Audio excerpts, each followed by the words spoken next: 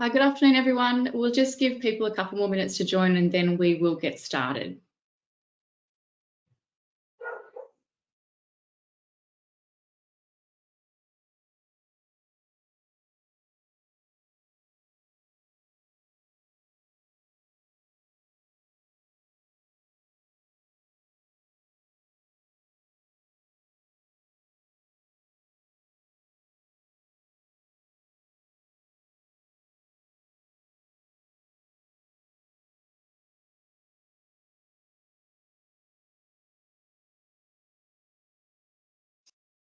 Hi, welcome if you've just joined. We're just going to give people one more minute to jump onto the session and then we'll get started.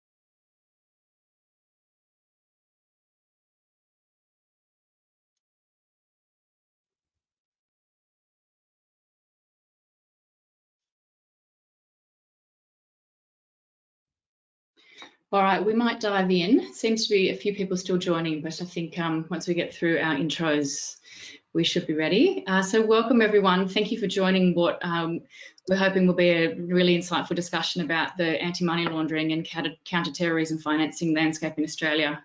Looking forward to 2021. I'd like to just start with a little bit of housekeeping. Firstly, just to let you know the session's being recorded. And secondly, we will do a Q&A at the end. So if you'd like to submit any questions, on the control panel on your screen, you should have a section for questions, so you can pose them to the panel through there.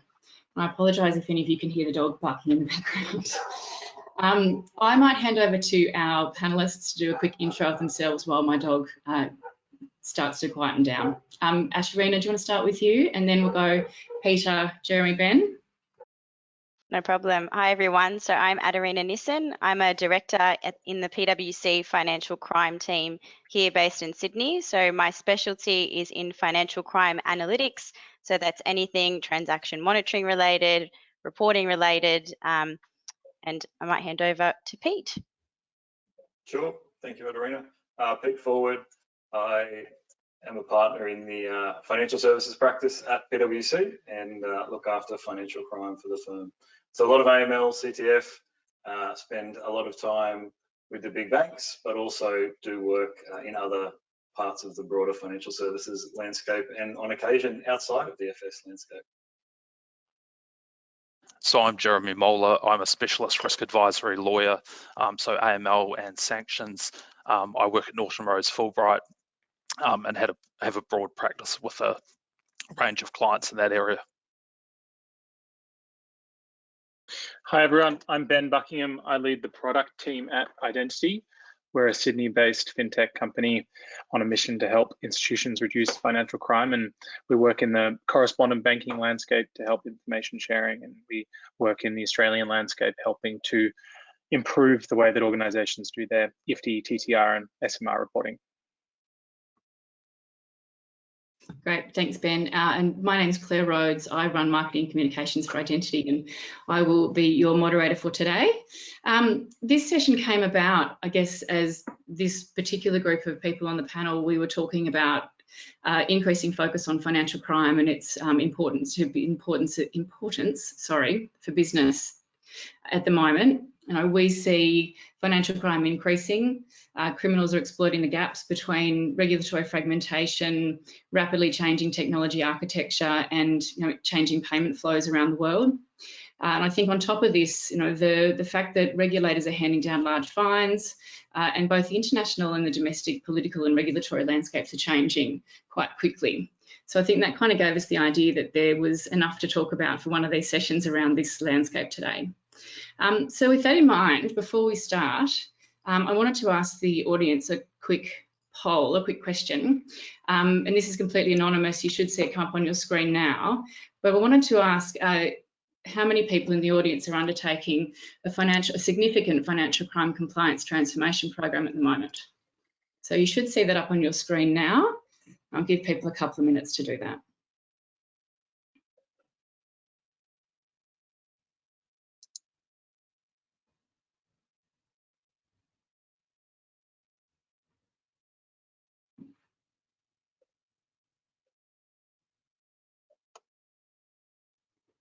Okay, I'll close that off now. Panelists, I don't know if you can see that on your screen, but we had a 37% yes, 29% no, 14% always, and 21% if it's on the horizon. Is that what you expected from the group today? Ben, maybe we start with you. I think so. Yeah, I think that financial crime compliance is always one of those things where there are areas that need to be addressed, and it's a very big space for regulated institutions. So I'm not surprised that the yes number is very high. I'm not surprised that there's lots on the horizon, and I suspect that no is potentially because there's quite a few vendors and partners in the group as well that might be filling out that no. Anyone else like to comment on those results? I agree with that. Sorry, go ahead, Peter. I was just going to say, I think the 14% that said always must be exhausted, frankly. Having worked on a few of these big financial crime transformation projects and the scrutiny they receive, it's hard work. And I think that the fact that people feel that there is a constant volume of change that requires massive transformation projects, I think speaks a lot about the challenges the industry is facing, as well as the toll it can take on AML professionals and risk professionals. I was going to agree with that. I think it's accelerated the pace of change. So I think there has been a lot of change, but it's only getting quicker as we go on. So I agree with both of those comments. Great, thank you. So Jeremy, why don't we start with you? You've got a particular perspective on the international landscape at the moment. What are some of the things that you are seeing driving, I guess, change internationally and here in Australia? Yeah, obviously the Biden administration is having a focus from the US perspective. There's a recent decision to establish beneficial ownership in the US, so actually having a register for that. I know that other jurisdictions are often crying out for that. Another thing is FinCEN has proposed actually for their cross-border transactions, lowering the limit from 3,000 to 250 in terms of what's reportable. From an EU perspective, the 6th Anti-Money Laundering Directive, so that's coming very quickly. So seeing that rate of change related to that also coming in. So quite a lot from the international landscape. And there's obviously a few things that out of that that's impacting us here in Australia. What are some of the ways that you see that happening? And the rest of the panel, if you have, feel free to chime in here too. Well, I think it's the fact that Australian reporting entities work across the globe. So it's understanding that there's often a global approach to these things, but particularly from a compliance angle, we can't just focus on Australia alone. So, yeah.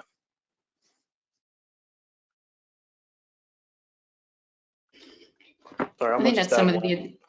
One thing from my perspective is just that resourcing challenge has become a lot more noticeable, I think, in the last 6 months. So since the borders have shut down, there is a lot less people coming into the country that have genuine AML financial crime experience, be it in ops function, be it from a technology perspective, be it from a consulting perspective. And I think that's having a real impact on the local market, and not only the ability to recruit for the local market, but just how much pressure it puts on organisations in terms of retention, as well as the inability to provide relief for existing staff. So I think one of the other things, just that global perspective, is having a real impact because we don't have that constant pipeline of talent coming through in the local market like we've traditionally had. Anecdotally, I was idling about on Facebook and saw an ad for a local community group looking for professional transaction monitoring staff. This is normally a group that posts pictures of lost cats and discounts at the local pub. But that's how desperate people are getting. They are resorting to means that I've never seen before to try and fill key positions within their organisation to deal with the financial crime challenge. I think the thing that I'm certainly seeing in the work that we're doing, which touches both reporting and correspondent banking, is some of the changes in the landscape, particularly around payment flows. We've over the last 5 years seen a large decline in correspondent banking relationships, which has been driven a lot by increased volumes over SWIFT, but also increased volumes of other types of payment methods. So I think one of the things that we're certainly seeing is the impact that that is having on downstream reporting in Australia, but more broadly also how internationally we're re-looking at how AML and CTF is looked at in correspondent banking, and how that's feeding into some of the more recent changes to the rules that AUSTRAC's bringing out, prohibiting relationships with other banks that allow accounts to be used by a shell bank. So some changes in both the reporting regime off the back of that, and also in the level of due diligence that's required off the back of that as well. I think what I've also been seeing just on that note is the challenge around prioritization. So because of all of the enforcement actions that are happening here, it's really hard to focus on one sort of problem and see the solution through end to end. And so we don't know sort of where AUSTRAC's going to go next, or what's coming down the pipeline. But I think that the switching of priorities and inability to kind of see something through half-baked solutions and not actually getting to the root cause of problems is something that we see often. Yeah, and I think Atarina, you segmented nicely there around AUSTRAC with the enforcement action and the fact that they've publicly stated that there will be more enforcement action this year, and I think that's a really interesting thing for this group to talk about. Ben, do you want to talk specifically about some of the things we're seeing here in Australia with AUSTRAC? Yeah, I can certainly talk to some of the reporting developments that we're seeing. AUSTRAC remains the only regulator in the world that requires the IFTI and TTR combination that we have in Australia, SMR combination, especially focusing on the IFTIs, which is all transactions in and out of the country. And you mentioned that AUSTRAC is expecting more enforcement this year, so I would cautiously say that if you're not 100% sure on your reporting, now would be the time to review it. And I think that the other thing that we're hearing is a general nervousness around the impact that some of these developments are having on financial crime compliance teams. Pete's comment about people being overstretched. We're seeing still a lot of manual processes happening in this area, particularly in reporting, where data is being pulled out of one system and into another, and then manipulated manually, which is creating a range of risks for the teams that are doing that reporting. And that's just for one regulator and one markets, and often institutions are thinking about how that works across all of their markets. I think actually adding to that, Ben, it's the annual compliance report due at the end of March. So now's a good time to be making sure that you've got things in order if you're having to report on it for that yearly compliance. I think the other thing that we were talking about as we were kind of prepping for this session was around the impact that has on C-suite and board level decisions, and how we get these kind of topics in front of them. I think, Pete, you were talking a little bit about that earlier. Yeah, I think for mine, the critical lens is always what's going to be on the front page, because that's what generates the attention of the board. That's what generates them asking questions. And that's where the resources will get devoted. So the regulatory strategy, we've kind of got that hanging over our head. We know that there'll be enforcement action taken. People can speculate as to what that will look like, what that will focus on. But fundamentally, we don't know, until it lands, how that will play out practically. I think what we do find, though, every time there is a matter that goes before, that attracts media attention because of some sort of enforcement action, litigation, whatever it might be, the next day or later that same morning, half an hour later, AML compliance officers, the CROs, etc., get the question: do we have this exposure? Do we have that exposure? And there isn't those questions are always going to come. You can't expect the board, you can't expect the C-suite to say, well, we know this is under control, so we won't go and bother the poor compliance officer who's really busy. We'll just assume it's okay. The reality is that those questions are going to come. The suggestion that I always, put out there in conversations that I'm having is to actually proactively think, what's the regulator been speaking about? What have they been focusing on? What are their guidance notes? What's coming out in their various statements that are publicly available, and through the forums where they engage with industry, and then try and extrapolate that out. Well, what does that mean for us? How would we respond to questions around whatever it is, transaction monitoring, KYC, remediation plans, etc. So that when that question inevitably does come as to, what's the current thing we're focused on, you've got the ability to say, well, actually, on this, we're pretty much under control. We've got this, we've done this, this is underway, etc. You can't anticipate what AUSTRAC's going to ask. When they start focusing on things, that's going to produce a response. I think you can just try and then get on the front foot and say, how do I respond to what's occurring at an industry level? What are the themes that are consistently coming through? And have those answers as ready as you can get them for your particular organisation. Yeah, and Ashtarina, you were talking before about how, organisations perhaps who have had previous enforcement actions and what that means when new things starts to come down the pipe. So I wondered if you had any thoughts around the impact of that on, I guess, operational processes, procedures, and what companies are doing when that happens. I think what we've found is that to answer those questions that, have we got enough coverage around our transaction monitoring systems, or any questions from the regulator, we find that sort of it becomes a frantic rush to spin up a project to answer that question, but then strategically the solution is not put in place to be able to have the answers on an ongoing basis. So I find that that's what we've been seeing quite often. And then 3 years later, the same question gets asked and you rely on the analysis that was conducted 3 years ago to answer that question, which is not really a good place to be. I think the other interesting thing from an enforcement perspective, there was a Wall Street Journal article that came out a little while ago talking about the SF Secure Fraud Office in the UK, and they were talking about how, from a compliance point of view, if you can prove that compliance is in your DNA, then you may have a shorter remediation time and a lower fine. And the SFO gave a couple of examples there. There's an interesting, I guess, just discussion around how you could prove to someone that it is in your DNA versus it's, something that you're working on. Jeremy, I can see you nodding in agreement there. Yeah. It's what you do when things go wrong that matters. There's a level of understanding with a regulator that things will go wrong. It's how you respond, how you escalate that. And Peter referred to it before, being proactive. So a huge part of that is actually training at the right level, but understanding what your board and senior management actually know and what they're concerned about. But often it's for that compliance officer to be actually, doing that in advance reporting and having that really good relationship. Because at the end of the day, it's all about communication. So having those lines open is so important. And I think we spoke about this.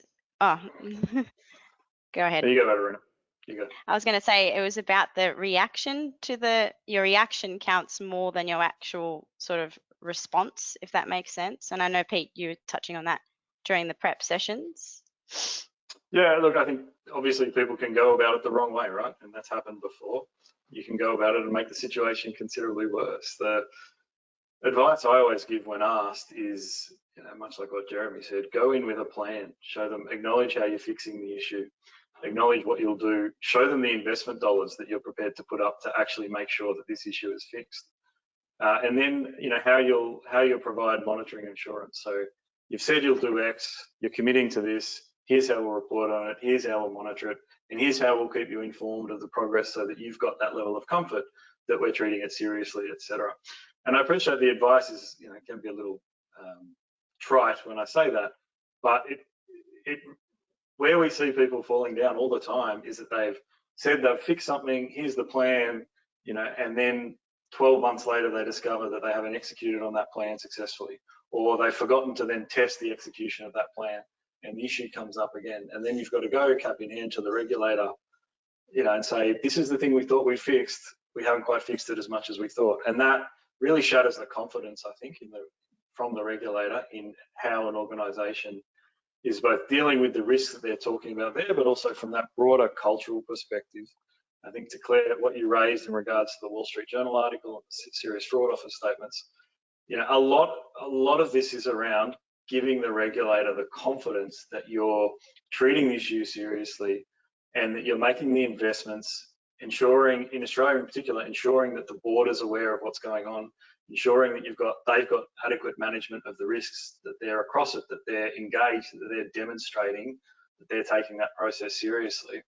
Now, that's a lot of the battle here. That is a lot of what you need to be able to proactively demonstrate. And I think that goes a long way towards assisting with any of those discussions with the regulator. It's not a magic bullet. It doesn't always fix everything, but responding the wrong way can certainly have consequences. And you increase the ability for you to have a favourable response when you have those elements of a plan with funding, etc., in place. As Jeremy said, things will go wrong. That's the nature of this game. That's the industry. That's what happens. But it's how you then deal with the things that go wrong that really does determines something of how the regulator will respond, even if it's not always something that you can control. We have previously talked about some of the challenges in the ambiguity in some of the legislation around AML and CTF, and particularly in relation to reporting obligations. And I think one of the tricky points is always in relation to whether you need to report instructions versus payment messages. And I think to that point around the compliance being in your DNA, we're seeing certain institutions starting to take steps forward into, wouldn't say certainly not over reporting, but being very robust in terms of their controls about making sure they've got complete coverage. And I think that's part of the action plan that organizations need to be thinking about, is making sure that they've got that complete coverage. I think that's kind of one of the themes that we see here, is that jurisdictions around the world are all making changes to their AML and CTF regulations, with a view to kind of tightening the controls to prevent crime. One of the things that's happening here is tranche 2, Jeremy, which I know you have a particular passion for. Did you want to highlight here what's going on in that space? Yeah, just actually commenting on Ben's point first, it shows you the legislation was drafted in 2006 and the world has moved on in terms of payment systems and approaches. Key one is tranche 2, it keeps on coming up. Tranche 2 is the proposed regulation of lawyers, accountants and real estate professionals. It was called tranche 2 because it was the second tranche post 2006. We're now 2021 and we're still not there. There's been a recent OECD report come out about shell companies and what they're calling professional enablers. So it's again raised the question, should lawyers and accountants be regulated? I think there is a view that, we need to head that way, and it's one that I agree with. It's about timing, I think. But a consideration is 15,000 reporting entities jumping to 115,000. Going back to Peter's point from earlier, do we have the resource? Do we have the training? Are there the people out there? So it's about how we regulate them, I think. I hope the question about whether it happens is concluded. I think just the only thing I'd add to that is I think sometimes we think that tranche 2 is not here yet, and as an industry we sort of throw up our hands. We've been talking about this for as long as I've had anything to do with AML CTF, which is a while now. But it's not as though it's sort of the Wild West. It's completely unregulated. There's cowboys doing their own thing. I think there are a lot of organisations that would be regulated by the tranche 2 legislation that are taking a lot of steps involving KYC, for example. So I think it is worth noting that there is a lot of activity happening in this area that does deal with some of those risks. So it's not completely unknown. But I do think we can continue to talk about it, wait for this legislation and get exasperated when it doesn't come into play and not like that uncertainty.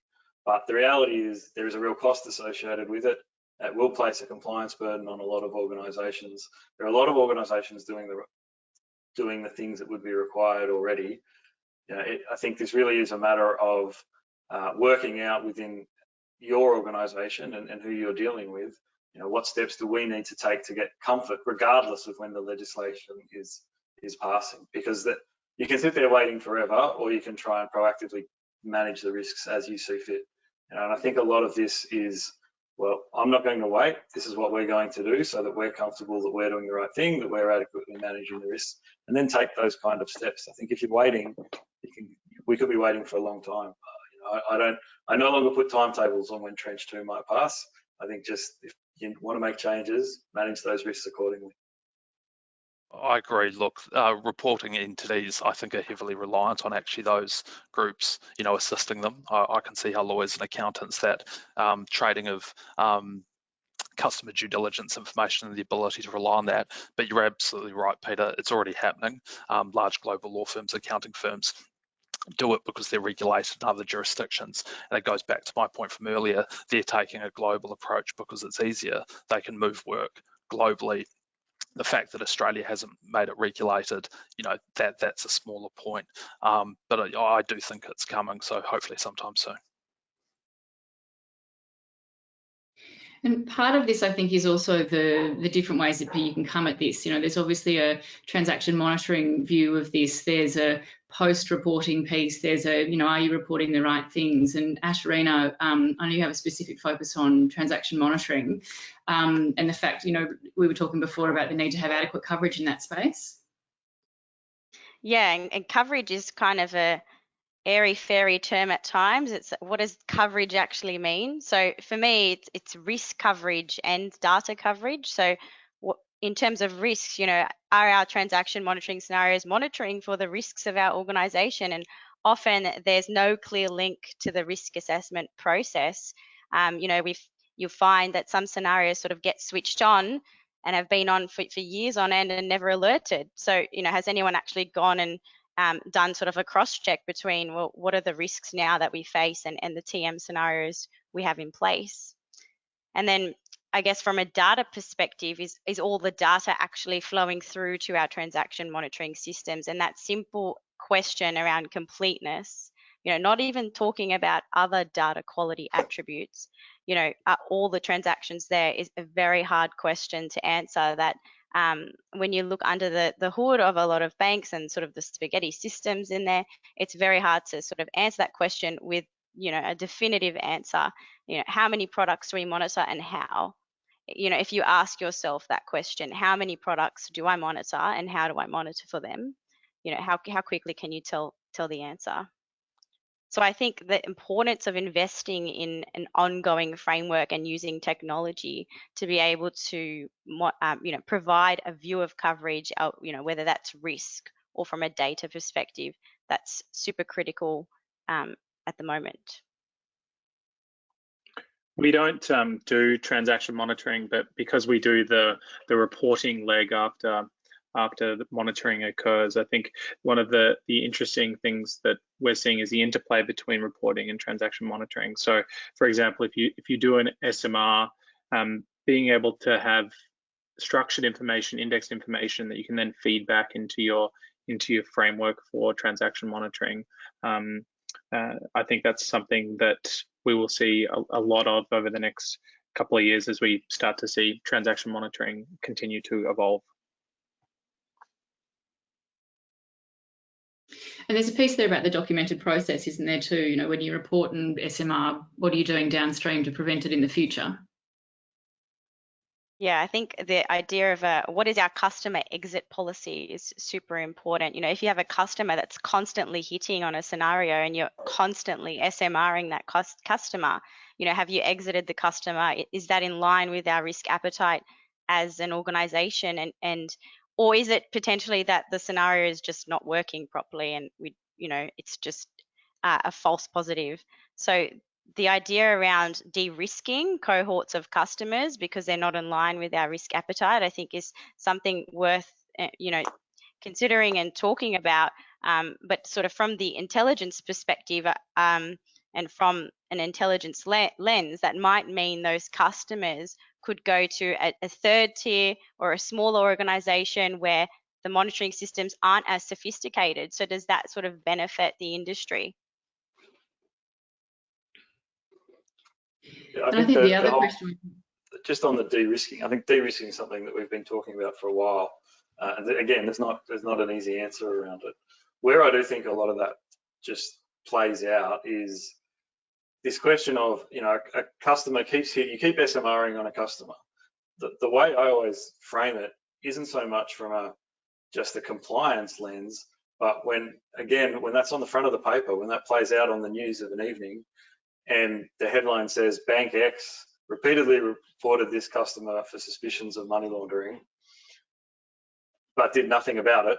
That's practically how that headline plays out. And how's the board, how's C-suite, et cetera, going to react to that newspaper headline, to that heading on the front page of the website? I think that's a critical question. And I think it is something that you can then try and crystallize the risk assessment outcomes to play those scenarios back. So we're saying that we're comfortable continually reporting and not exiting this. And we're comfortable with a headline that says this organization, our organization, reported this 5 times and did nothing about it. We're all comfortable with that. We're all signing up to that. I think one of the challenges is that you can set a risk appetite, you can set a risk statement, but it can be quite nebulous. Those kind of examples where you actually say, practically that means this. Practically that means the headline could read like this. What are we comfortable with? What are we uncomfortable with?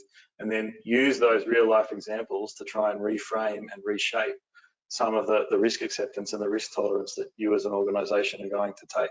Because that's really the key. The key thing can be how this plays out in the public sphere, not just whether I've got a defensible position with the regulator. I think that's right. It's documenting the process and meeting regularly, whether that's weekly, monthly, quarterly, to try and review your systems and not be having the same issue again. But I always come back to the point, it is only a suspicion. And that's always one of the challenges here, is it doesn't necessarily mean criminality, but I agree you've got to have those processes in place. And the word was said earlier, proactive. That's the key, be proactive.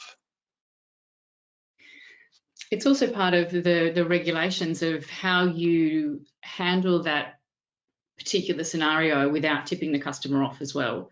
I think that's the other thing, you know, are you able to do it in a way that doesn't make the customer know that, you know, they've been the subject of multiple SMRs or something like that. I think the other thing that kind of brings up for us is around remediation and how you start to look at those KYC remediation programs. Pete, do you want to start off with a discussion around that? Look, I mean, for mine, I think historically, at least in Australia, we haven't done a lot of sort of big KYC style remediations that you do see in some of the overseas jurisdictions. There is an increasing recognition that that will have to change, either through regulatory action, through risk appetite, whatever it might be. I think accepting that remediation is going to be part of the future of financial crime for a significant period of time in this country is something that we all have to get our heads around. And then it becomes a question of how do you establish what that remediation operating rhythm, what that framework, you know, what the mechanisms you're going to put in place to ensure that you're both capable of doing the remediation itself, but also that you've got that monitoring of the remediation processes. To again come back to that point that we've been talking about, if you say you've remediated something, if you say you've fixed something, you need to really make sure that that thing is actually fixed. So the remediation programs need to be effective and need to be tested and monitored on a regular basis. I think what we've had today in this country has been, you know, ad hoc, quite small scale remediation programs that might get stood up for a particular purpose because you know you've identified an issue. So you fix this little component of KYC, or it could be something to do with transaction monitoring or reporting. But I think remediation KYC is a good example of where remediation is going to be required over the medium to longer terms in Australia. Accept that and then work out how you're going to deliver on those remediation commitments that you have to make. You know, and various parts of the financial services world in Australia have done a lot of remediation. There's been huge remediation, you know, across the wealth and advice spaces, as we all know. that is now here for various different aspects of the AML CTF world. KYC is a really good example of how that's going to start on an industrial scale, much more than the ad hoc examples that we've seen today. Accept that for what it is, and then work out how you're going to deliver it. Is my general advice whenever I'm asked around this. These have been big programs overseas that have lasted for many years. I don't know that we'll ever reach that scale, but an Australian version of that is coming, and for a number of institutions is already here. So work out how you're going to address that, because once a few people start moving in that direction and really start remediating those KYC files, that's going to become the norm, that's going to become the expectation. And the regulator is going to come to you and say, can you show us your remediation plans for these known issues? And you can't say, well, we'll come back to you and stand up a project. You want to be able to show, here's the framework, here's how we ensure it works, here's the governance, here's the monitoring, here's the funding associated with it. And here are the metrics, right, Jeremy? Your favourite question? It's the difficult question is, when do you actually have to conduct remediation? And I often get asked, and I don't have the answer, it's so circumstantial, but what's the level of non-compliance that requires remediation? So is one breach of KYC require remediation? Would you say yes, you have to comply? But what's that question about when it's systemic, but also when it needs to be reported? So again, that's a question I think reporting entities have to constantly be asking themselves. The other element of remediation that we are seeing is in relation to some of the regulatory reporting remediation, particularly looking at two things. One, the rules that different institutions have in place, and then the other in terms of the data feeds that they're getting and the types of payments that they're reporting. We're seeing the need for some institutions to go back and look at their historical reporting across a range of different payment types, where they may have only been reporting a certain subset of transactions, and then likewise being able to do remediation lookbacks in terms of what impact different rules and risk tolerances would have over their reporting obligations. So I think that's something that's going to trend and continue to trend into this year and next year. And how you kind of capture those different payment flows and the changes that are coming into the reporting systems as well, isn't that right? Well, the thing I'd say to Ben's point is also, when you conduct that remediation, is what you do into the future. If you remediate well and then you put in good systems for the future, that hopefully solves the problem, at least for that time period. But I think that's the thing, everybody needs to look at their technology, and it's been raised earlier. Legacy systems are a big part of the problem. So actually having that framework and understanding is crucial. Obviously, I will always take the technology angle in this type of discussion, but I think one of the things that we're seeing a lot of, and I'm sure everybody on the webinar is as well, is the increased use of technology in financial crime compliance. More and more fintech companies offering payments, but more and more regtech companies that are offering solutions to some of these challenges as well. And I think for us, the discussions that we're having are very much about a build or buy decision within institutions. And I think one of the major impediments to the build at the moment is the resourcing constraint that exists, where you need to have subject matter experts that are being used in that process. I think the other trend that we're seeing as well is just an increase in the willingness for institutions to use cloud and managed service for sensitive data. I think when we first started doing reporting projects a few years ago, there would always be on-premise, and we're seeing now demand for software as a service for payment data and other PII data, which is just a conversation that we weren't having 18 months ago.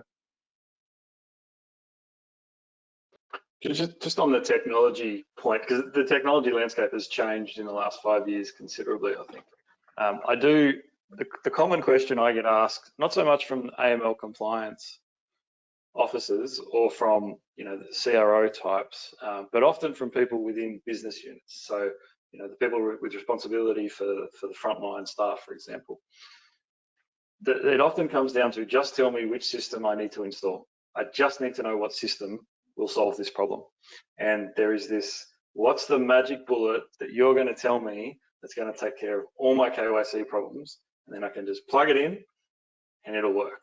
And I don't tend to hear this from AML compliance officers. I don't tend to hear this from risk professionals. I don't tend to hear this from AML operations staff, because they're aware that there isn't a single technology system that's going to solve all of your problems, and plugging more stuff into really complex spaghetti maps does pose its own challenges as well. I think the reality is now there are lots of different technologies that need to fit within that ecosystem to solve your more complex problems, because you get something that will solve for this, but you'll need something else that will solve for that. So working out which parts, sort of which bespoke solutions you can plug in to solve which problems, given your client base, given your your strategy, given your growth focus, given your risk appetite, that's become the key challenge, rather than what's the big black box I necessarily buy off the shelf that I can just plug in and not worry about and everything's done. So that conversation shifted, and I think will continue to shift, where I think, to the challenge of 2021 and beyond is getting that mindset change that's already really in the mind of most risk professionals, but getting that into the divisions, getting that into the business units, so that they don't go looking for that silver bullet. They don't think it's sort of, I just need to find the thing that'll save everything. But getting that mindset changing with those guys, I think, is going to be one of the real critical challenges for our industry as AML CTF specialists over the next couple of years. Yeah, I think the way that I think about the silver bullet is that you've got this challenge within institutions about thinking about a one-size-fits-all monolithic platform that can sort of do everything, versus trying to go after best-of-breed technologies across different problem statements. And the challenge going down the second path is that you can end up adding more complexity to an already very complicated stack as you're integrating new products and services. And I think the trend that we're seeing here is trying to go down more of a microservices style architecture, where you've got APIs that can connect into the best of breed solutions, but aren't necessarily over complicating or fragmenting your technology stack. I think, in some of the RegTech events that I've been at, the common complaint from some of the banks has been that fintech vendors and RegTech vendors are too niche in terms of their offering, and need to come together to be able to provide more end-to-end solutions. But it's about weighing up some of those trade-offs that I discussed. The point I would add is about... Sorry, go ahead. I was just going to say, just on that point, Ben, I think something that often gets missed in these tech discussions is the data and the implementation and configuration of these tech stacks. So, having the right subject matter expertise when implementing all of these awesome technologies is critical, because, you have one thing that's mapped properly, one thing that's mapped, incorrectly can have significant downstream effects. And then your reg reporting is then inaccurate or incomplete. So I think a lot of the times the whole just plug it in is not as easy as it seems, because there's a huge data exercise that has to come along with that. It's the exact point I was going to make. It's getting the right stakeholders in the room. You've got to have the technology people, you've got to have the AML team, you've got to have legal, you've got to have the right people who actually can drive the project forward. Who's the decision maker, who's got the budget, what's the change management program? They're all important components. Because I think the other part of that is that technology isn't just about how you manage that reporting process, but it's also technology that's changing what you need to report. For example, things like virtual currencies or changing payment flows, and some of the new options that we've got for how we send money around the world.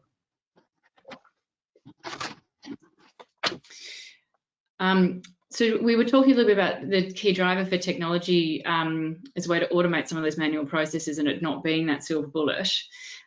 Jeremy, you mentioned to me before that it's an interesting legal ground for you, that discussion around the technology piece, because some of the legal issues you see aren't really legal at all. Yeah, I think it's the thing that's always being mindful of just how you actually work in practice. I'm always cognizant of the fact when you do an AML CTF compliance review, it is only that, a review of the paper. What you do in practice is what really matters.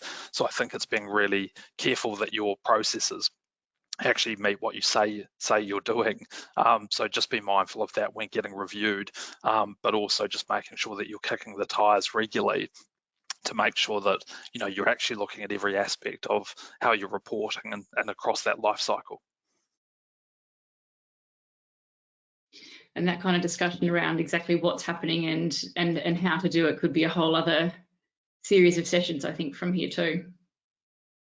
Well, that's right. If you're looking at any reporting system, you have to do that end to end, and they're all so bespoke and so niche in terms of what they require. So I totally agree. So we've actually been getting some. Sorry, Ben, were you going to say something? No, all good. So we've actually been getting some interesting questions in from the audience. So I might throw out a couple of those at the moment. The first one we had is around the level of urgency with financial institutions dealing with, AML and CTF reporting issues. Obviously it's a huge problem. Do you guys, this might be a finger in the air question, but do you guys have a view of, the sense of urgency and how long it's taking organisations to do some of these review works? Look, nothing generates urgency like a litigation. My experience is that urgency increases as regulatory enforcement, becomes more pronounced and starts targeting on that particular sector. So, when it occurs, if you're sitting in super and something occurs in banking, then you can say, well, that's a banking thing, and that doesn't generate quite the same urgency in your industry, in your organisation. Once it happens to your industry, that's what really generates the urgency, because if it could happen to them, it could happen to us. So I guess my comment on the urgency, I think it is being prioritized, but sort of it always gets further prioritized when something happens that's relevant to your specific industry. And the regulator is aware of that. If they want to get traction in a particular sector or particular industry, do something involving that sector or that industry, because that's what will generate the real focus. And that's what I expect them to do over the next few years, is to look at a broader range of industries to take action, because it's obvious that that's the thing that most people respond to is regulatory action in some form or another. And I think that kind of goes neatly into the next question, which is, if people are being proactive, then what's the greatest challenge that you think they have with keeping up? Some of the examples that the question poses, things like, changing regulatory obligations, changing policy or risk management, different products, things like that.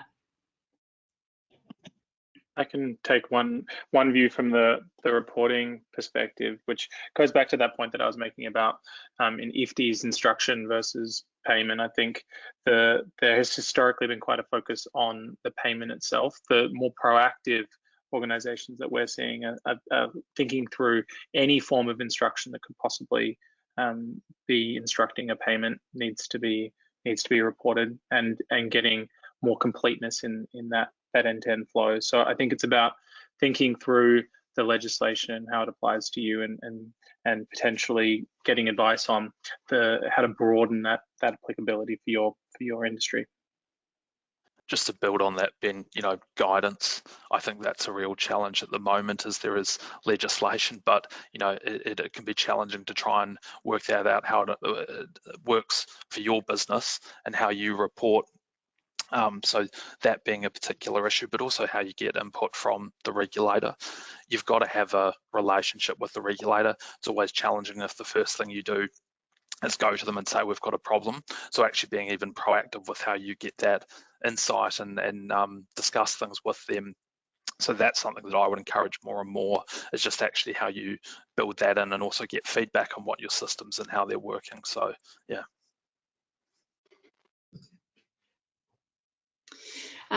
There's another question here around AUSTRAC, and this might be a bit of a loaded question, but does the panel believe the level of AUSTRAC guidance is appropriate?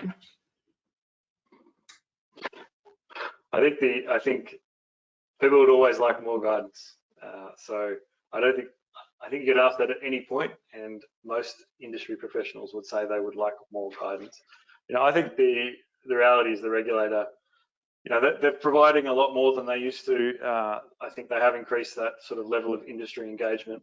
There's a lot of activity through industry groups. The thing I would probably encourage people to do is actually to try and get involved in as many of the relevant industry groups as you can. There are a lot of organisations out there that actually consolidate and aggregate responses. They get people from AUSTRAC coming out to speak to them on a regular basis.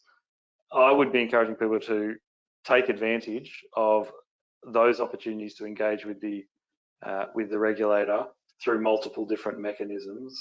And you can continue to push for guidance on areas where you think it would be beneficial, but there are a lot of mechanisms out there, and some of them are not as sort of widely used as perhaps they could be. So I would encourage people to look, how can they engage with the regulator more? Can they take advantage of forums, industry groups, etc.? Thanks, Peter. Jeremy, this is one for you, I think. Any indication of when tranche 2 will be passed or proposed by Parliament? Yeah, well, I heard last year it was going to happen, and the world changed sort of in the interim, so I think that pushed it back. Obviously, there was the amendment last year from the Greens that didn't get passed.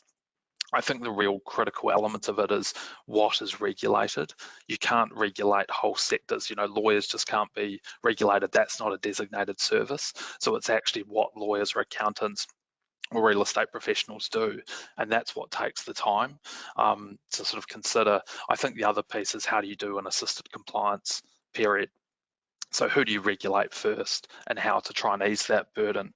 So the one I've suggested is, do you regulate entities with over 10 million in revenue, because they've got the most resource, they've probably got existing capability. So how do you make that a bit easier for reporting entities by actually streamlining that approach? So these are the types of considerations I think need to happen. Yeah, thanks, Jeremy. Another question, any thoughts in relation to best practice about dealing with enforcements and highlighting areas of obligation risk for the banks to leverage at forums like the Fintel Alliance, for example, standardised strengthening of controls?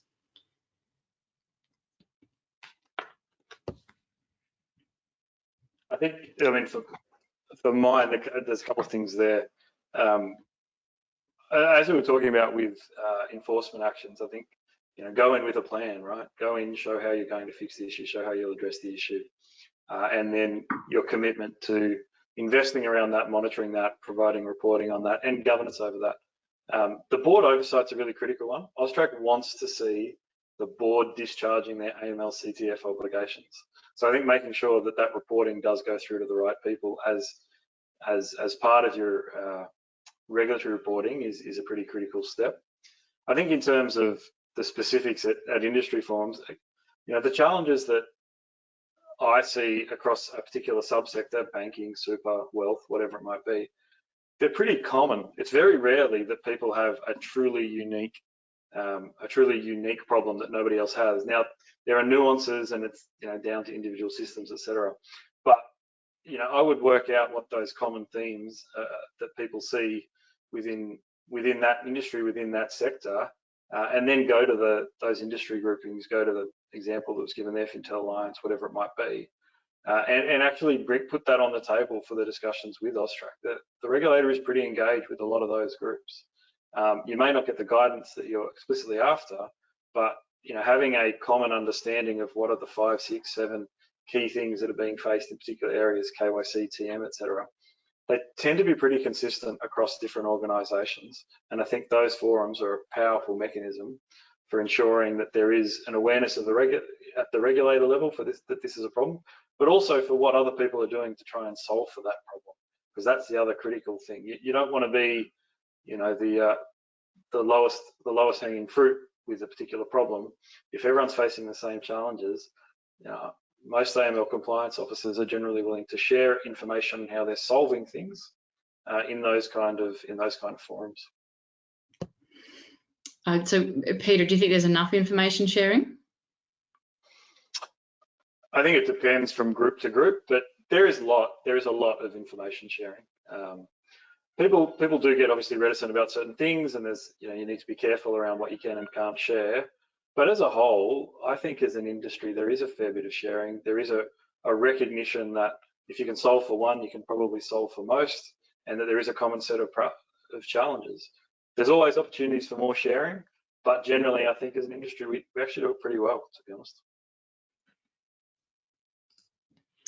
Ben, any comments around the kind of the information sharing piece there? I know it's something that we look at, a little different. Yeah, but... I mean, I think information sharing is a few different takes on information sharing. I think there's a lot of obviously collaboration in the industry that we're seeing. Information sharing in the groups like the Fintel Alliance is obviously really important part of financial crime compliance, and I think putting a technology lens on it again, bringing out technology platforms, solutions that enable more effective and safe information sharing, I think should be a critical priority here and overseas as well.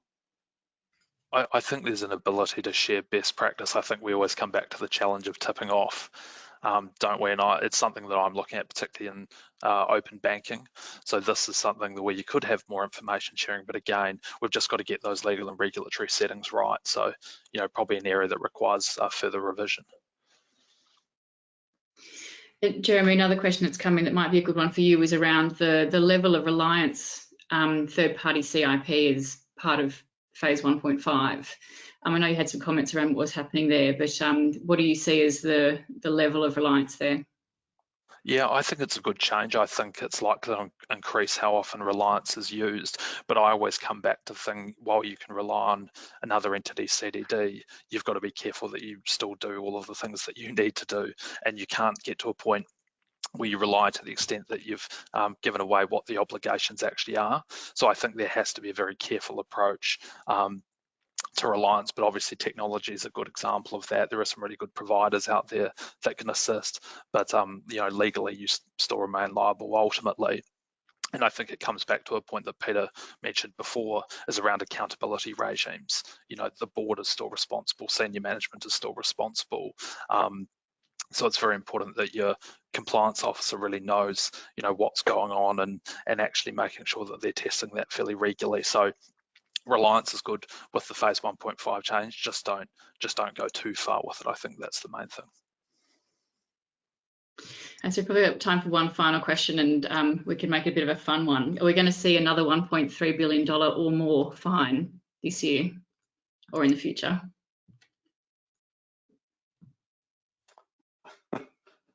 This year? That stopped everyone in the future, didn't it? I mean, in the future, yes, would be my short answer at some point.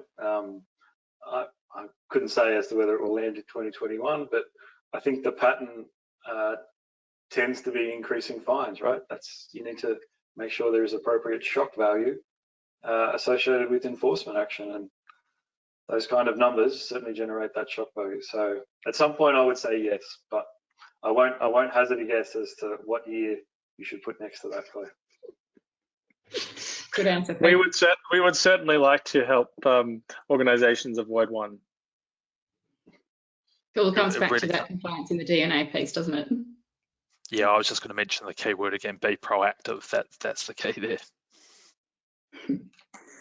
All right, we've got a couple of minutes left. We've probably got time for a final sentence from each of you on, I guess, what could be another one of these sessions. But what should financial institutions be considering in light of all of this? So if you can answer that question in a sentence, then I don't know how you're going to do it, but give it a crack.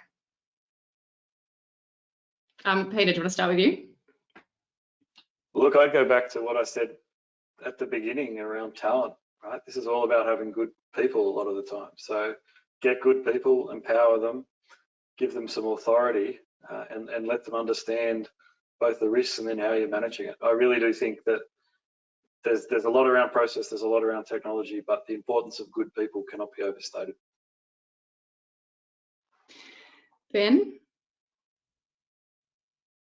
Two little sentences. One is, I think one of the the benefits of working with technology companies like us is that you get to share in some of the community of knowledge of work that we're doing elsewhere. And I think in that spirit of collaboration, I think that's really important. And I think the other one to be thinking about is, as the regulations evolve, as we bring in things like ISO 20022, how you think about upgrading and rethinking your reporting practices.